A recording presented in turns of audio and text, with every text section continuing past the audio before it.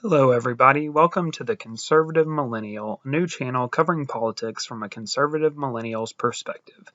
We are a little under 2 weeks away from Election Day, and Democrats must be panicking with what we're seeing.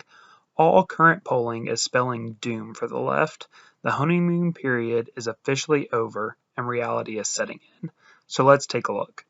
What we're looking at right now is real clear politics, no toss-ups map, showing every state, even those within the toss-up range, going whichever way they are currently leaning.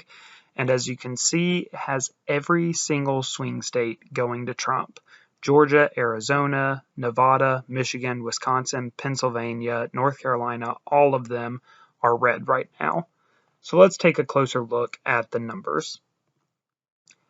As you can see, all of them are within the toss-up range, besides maybe Georgia with a 2.2 lead for Trump.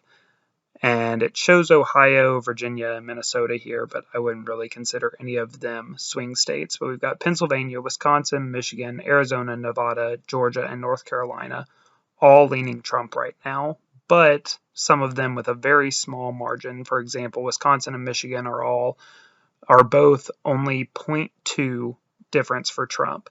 However, if we look at 2020, the polling was way off, way to the left, same as it was in 2016 for Hillary. So we can see what the polling looked like at this point 4 years ago. For Biden, it was 5.3 in Pennsylvania. The actual result was 1.2. In Wisconsin, 5.4 for Biden. The actual result was Biden 0.7. Michigan, 9 points for Biden. Actual result was 2.8.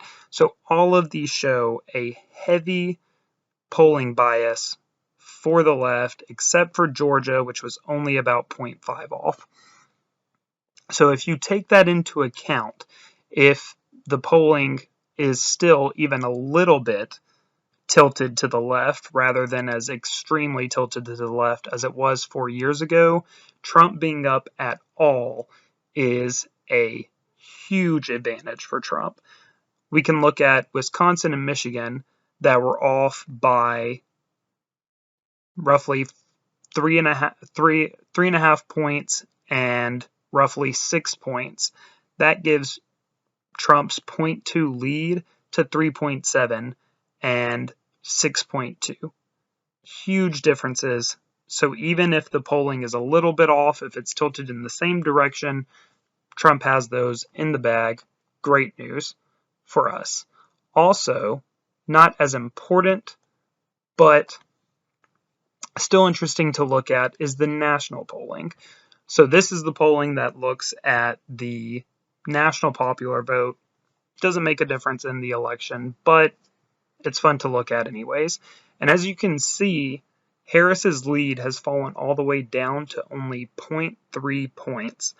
And if you look at the two most recent polls, which are polls that would have taken into account her disastrous Fox interview that she just did, Trump is ahead in both of those. And this is the national popular vote, something that Republicans haven't won since 2004.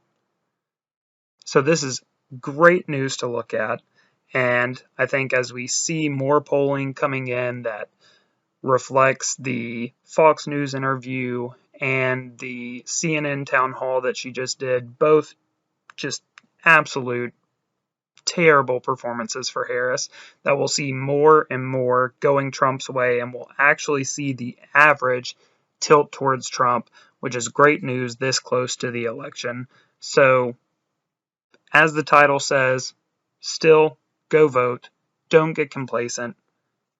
Make it a huge victory for Trump, because the day after, whenever it's decided, I won't say the day after Election Day, because you have places like Maricopa County saying that it could take 2 weeks to count all the votes, but the day after the election is decided, if we win not only the Electoral College, but also the national popular vote, the leftist tiers will just be that much better.